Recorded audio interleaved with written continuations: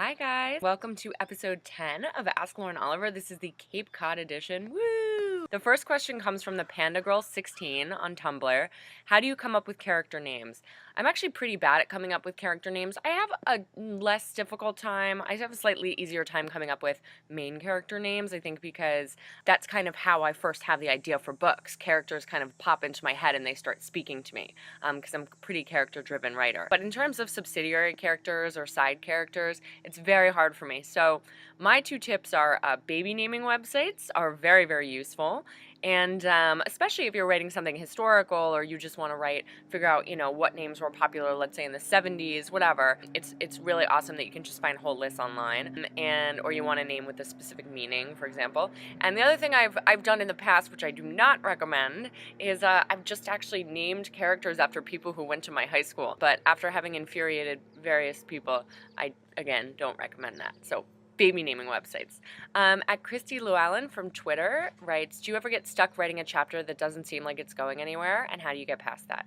Yes, Christy, that happens to me all the time. In fact, that happens to me not just within a single chapter, but sometimes within a whole book. I'll be in the middle of the book, page 150, and it just seems like it's dragging and nothing is happening. So you have to remember that the basis of plot is conflict. You can't have a plot without conflict. So if you really feel like your plot is not going anywhere, add some kind of conflict in, whether that's external, something explodes, something falls down, the characters have to literally get around it, or internal, so somebody betrays somebody else, or there's just a massive fight. That's what keeps readers turning the pages, and that's what actually kind of keeps your plots moving forward. Moose says the whale, awesome name, by the way, from Tumblr, asks which quote from your Delirium books was your favorite.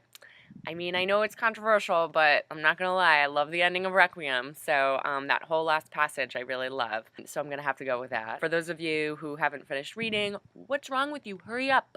But I hope you love the end of that too. Gabby Hernandez on YouTube asks, who was an idol of yours growing up? I had a lot of idols growing up. I was actually a really serious ballet dancer, so some of them were ballerinas I'm sure you've never heard of, but I'm going to have to go ahead with saying that my sister was my idol. She's still my idol. She's awesome. Hi, Lizzie.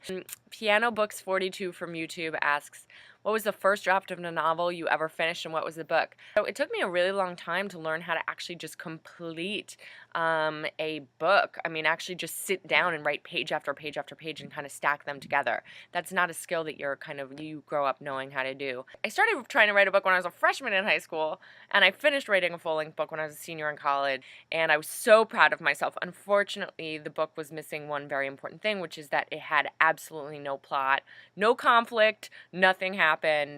250 pages of people staring longingly at each other and having conversations, which is just as boring as real life, and the whole point about books is they're supposed to be less boring than real life. It never went anywhere. It's a locked drawer novel, as they say, which means that it will never, ever be found. It will never see the light of day. But, every book that you write teaches you something. Lastly, I would like to highly recommend the book I'm reading right now, which is Robin Schneider's forthcoming book, The Beginning of Everything. And I'm actually going to be on tour with Robin this spring when I tour for Panic, so we haven't announced the dates yet, but we're going on the road with a bunch of other awesome authors. Hang on for those dates, and if you can come and see us, come and see us. We want to see you. And that's it. Don't forget to ask me your questions on Twitter, on Tumblr, on Facebook, whatever, and can't wait to see you next week. Bye!